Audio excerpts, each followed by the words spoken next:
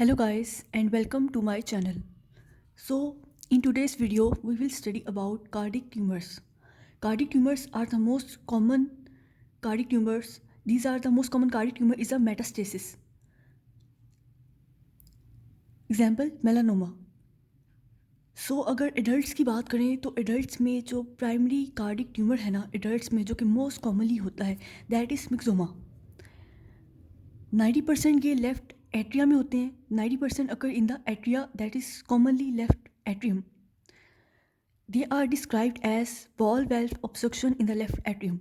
यानी कि left atrium में ये मोस्टली होते हैं और वहाँ पर ऐसे होते हैं जैसे वॉल वेल्व ऑब्स्ट्रक्शन हुई हो. ये ट्यूमर्स क्या करते हैं मिक्सोमास के ये ना इंटरल्यूकिन 6 को प्रोड्यूस करते हैं जिसकी वजह से फीवर और वेट लॉस जैसे सिम्टम्स जो है ना वो हो जाते हैं. इनकी अगर हिस्टोलॉजी की बात की जाए तो ये ट्यूमर्स इस तरह के होते हैं कि ये मिक्सोमा सेल्स होते हैं जो कि इमर्ज हुए होते हैं ग्लाइकोसा अमाइनोग्लाइकन्स में. नेक्स्ट बात करते हैं रेप्टोमायोमास की. मिक्सोमास तो हो गए ना कार्डिक ट्यूमर्स जो प्रेजेंट होते हैं most commonly in the adults. अब ऐसे कार्डिक ट्यूमर्स जो कि मोस्ट कॉमनली प्रेजेंट होते हैं चिल्ड्रन में उनकी अगर बात की जाए तो वो होते हैं rhabdomyomas. Rhabdomyomas are associated with tuberous sclerosis. Historically इनकी हमाटोमेटस ग्रोथ होती है और ये मोस्ट कॉमनली होते हैं वेंट्रिकल्स में. मिक्सोमास हो गए एट्रिया में लेफ्ट एट्रिया में और जो रेप्टोमायोमास होते हैं ये होते हैं वेंट्रिकल्स में. उसी तरह मिक्सोमास जो होते हैं वो एडल्ट्स के कार्डिक ट्यूमर्स होते हैं प्राइमरी कार्डिक ट्यूमर्स और जो रेप्टोमायोमास होते हैं वो चिल्ड्रन में प्राइमरी कार्डिक ट्यूमर्स होते हैं जो कि मोस्ट फ्रिक्वेंटली प्रेजेंट होते हैं. इनकी अगर हिस्टोलॉजी की बात की जाए तो मिक्सोमास होते हैं वो ग्लाइकोसा अमाइनोग्लाइकन्स होते हैं जो कि इमर्स होते हैं इन द मिक्सोमा सेल्स होते हैं जो कि इमर्स होते हैं ग्लाइकोसा अमाइनोग्लाइकन्स में. जबकि जो रेप्टोमायोमास होते हैं इनकी हमाटोमेटस ग्रोथ होती है. इनकी जो खास बात है याद रखने वाली वो ये है कि मिक्सोमास इंटरल्यूकिन 6 प्रोड्यूस करते हैं जबकि जो रेप्टोमायोमास होते हैं वो एसोसिएटेड होते हैं with a disease that is tuberous sclerosis.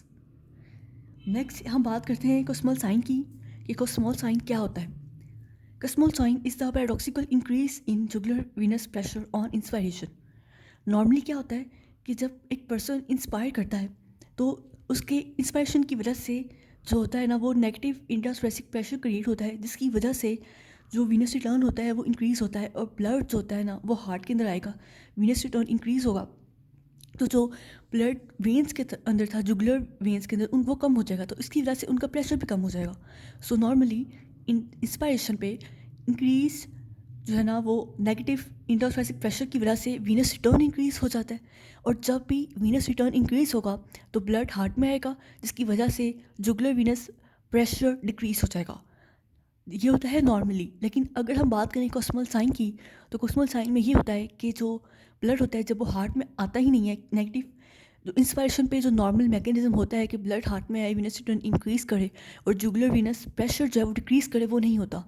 Inspiration पे जुगुलर वीनस प्रेशर जो है वो इंक्रीज ही रहता है on inspiration. Then this is Kussmaul sign और ये एबनॉर्मल कंडीशन है नॉर्मल नहीं है. इसकी बहुत सी कॉजेज़ हो सकती हैं कोस्मल साइन की जैसे कि constructive pericarditis, restrictive cardiomyopathy, right heart failure के जो पर्सन है उसका जो हार्ट है राइट साइड वाला राइट साइड हार्ट वो फेल है इसकी वजह से ब्लड नहीं आ रहा. पल्मोनरी एम्बोलिज्म ठीक है जो ब्लड है वहाँ पे जो पल्मोनरी आर्टरी है उसमें एम्बोलिज्म हुई हुई है जिसकी वजह से जो है वो ऑब्स्ट्रक्शन की वजह से ब्लड जो है वो आगे नहीं आ रहा और जुगुलर वेनस प्रेशर का जो है वो जुगुलर वेन में जो प्रेशर है वो इंक्रीज़ कर रहा है. राइट एट्रियल और वेंट्रिकुलर ट्यूमर्स की वजह से भी यही होता है कि जब भी राइट साइड पे कोई ट्यूमर होगा तो वो भी ऑब्स्ट्रक्शन कॉज करेगा जिसकी वजह से ब्लड जो है वीनस रिटर्न वो डिक्रीज़ हो जाएगा और हार्ट में जब ब्लड नहीं आएगा तो jugular venous pressure paradoxically increase होगा on inspiration and this is Kussmaul sign. Next is hereditary haemorrhagic telangiectasia. Hereditary haemorrhagic telangiectasia को हम क्या कहते हैं इसका एक सेकेंड नेम है that is Osler Weber Rendu syndrome. ये एक ऑटोसोमल डोमिनेंट डिसऑर्डर होता है डिसऑर्डर ऑफ ब्लड वेसल्स.